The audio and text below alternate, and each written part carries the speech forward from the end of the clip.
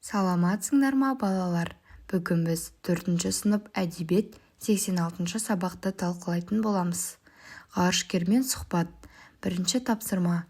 Кесте бойынша жұмыс істеңдер. Сұрақтар тақтасы.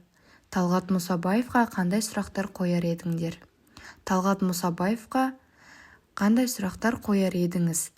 Ғарышкер болу үшін қандай болу керек? Ғарыш әлеміне ұшу неге қол жетпес арман? Ғарыш әлеміне сапарыңыз туралы айтып бересіз бе? Түсініп оқы. Ғарыштық өмір ықшамдап алынды. Әр ғарышкер үшін ғарышқа ұшқан, жерге қайтып оралған күн ерекше күндер. Осы аралықты жеке ғарыштық өмір деп атауға да болады. Талғат Мұсабаев бір жылды құрайтын 3 ғарыштық өмір сүрген адам. Қазақтың маңдайына біткен батыр ғарышкер. Алматы облысы Жамбыл ауданының Қарғалы ауылында дүниеге келген. Салиха анасы соғыс жылдары Сталинградтан Берлинге дейін барып, дәрігер ретінде қызмет еткен. Тұңғыш ұлы Талғат дүниеге келгенде, Талғат Бигелдинов ағасындай батыр болсын деп атын ырымдап қойған екен. Бала батыр болсын деп атын ырымдап қойған екен. Бала Талғат ағасы сияқты батыр, одан кейін Юрий Гагарин сияқты ғарышкер болуды армандап өседі. Тіпті мектепте Ғарыш Мұсабаев Талғат деп айғайлағаны да бар. Бір жағынан өз арманына, өзіне деген сенімі болды ма? Ғарышкер болатынына еш күмәнданбапты.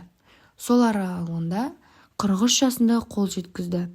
Талай қиындық көрдім дейді ғарышкер. Талғат Мұсабаевтың ғарышқа ұшу арманы кейін Қазақстан тәуелсіздік алған соң жүзеге асады. Талғат Мұсабаев қазақтың екінші, ал әлемнің 3309-шы ғарышкері. Ғарышта ажалдың аузынан қалған кездерім болды. Біреуін ғана айтайын. Ғарышқа шыққан кезінде мені кемеге бекітіп ұстап тұратын тетік ажырап кетті. Біртіндеп тұңғиыққа батып бара жаттым. Айтара жоқ, сұмдық еді. Көз алдымнан жалт-жұлт ойнап, әп-сәтте бүкіл ғұмырым өте шықты. Бұрын-соңды ескерілмек түгілі ойға келмеген хал. Ауа хоры 8 сағатқа жетеді. Одан әрі қапысыз, бұлтарбайтын, жалтартпайтын ажал. Міне осы сәтте адам айтса, нанғысыз таңғажайып оқиға болды. Қайтадан зулап бара жатқан ғарыш кемесінің үстінен бір-ақ шықтым. Денеме ештеңе тимей, жұғысып итермей-ақ әлдебір құдірет құрдымнан суырып алды. Ешқандай қисынға келмейді.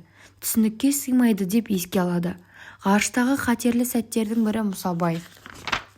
Ғарышта бірге болған әріптесі Юрий